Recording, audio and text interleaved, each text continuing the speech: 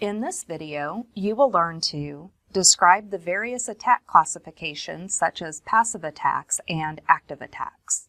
So let's move into security attacks. So let's move into attack classifications. One of the first attack classifications that we'll look at is the idea of a passive attack. Essentially, it's an eavesdropping style of attack. The methodology is there's a communications connection to the channel that we described earlier in Module 1. And here in the diagram, we see Bob communicating with Alice. And an intruder, in this case Darth, captures the message out of the communications channel, and this is undetected by Alice or Bob.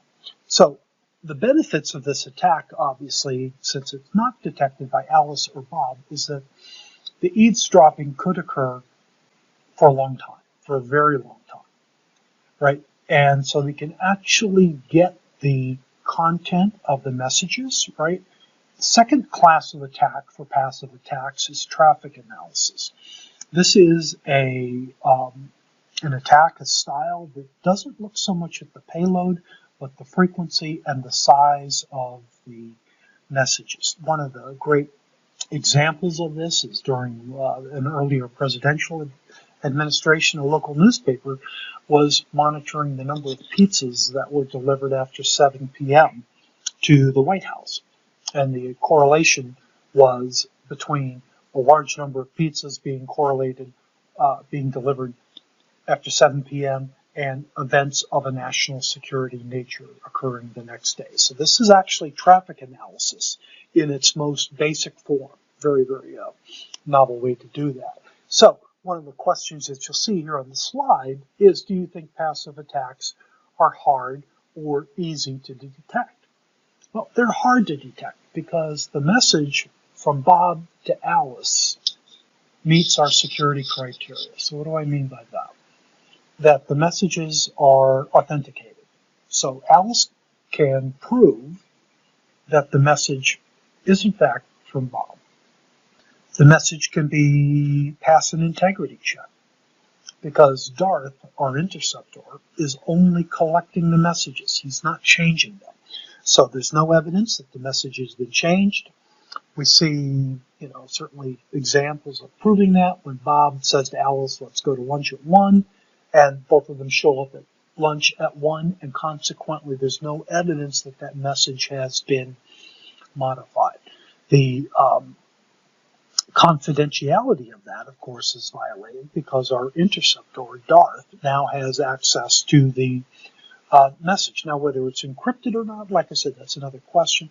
But Alice won't have any evidence that Darth has a copy of the message. So, in fact, it actually passes that context. So you can see the perspective of how passive attacks are some of the most dangerous from an information or an intelligence collection process that can run literally for years before it's been detected. Active attacks. Active attacks obviously involve some modification of the data stream or the creation of a false stream and can actually fall into 4 basic categories: masquerade, replay, modification of the messages, and denial of service. So masquerade is intuitive, right? This is the masking of one entity appearing as another. So in this case, right, Darth would pretend to be Bob. He would intercept the message, read it, let's go to lunch at 1, if that was the message, send the message to Alice, oh, how about 11:30, is that better?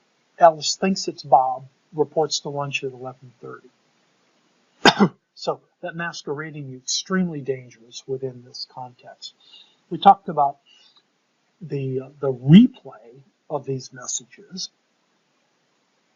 So this can be used for a man-in-the-middle attack, so that Darth would intercept the message from Bob, read it, act on that, and then send the unmodified message to Alice, let's say an hour later, with a correct timestamp, so that Alice receives the message and then acts on it, and it passes the integrity perspective because the message is not modified, fails the confidentiality because Darth has seen that, the integrity passes, message isn't modified, right? The authentication part fails, however, because this actually came from Darth, not Bob. No way to prove that.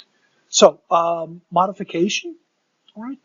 We talked about that a little bit earlier, that the message from Darth could be, let's meet at lunch at 11:30. So that message could be actively modified. Once again, this is of great concern to the U.S. government. The messages are modified, reports are modified.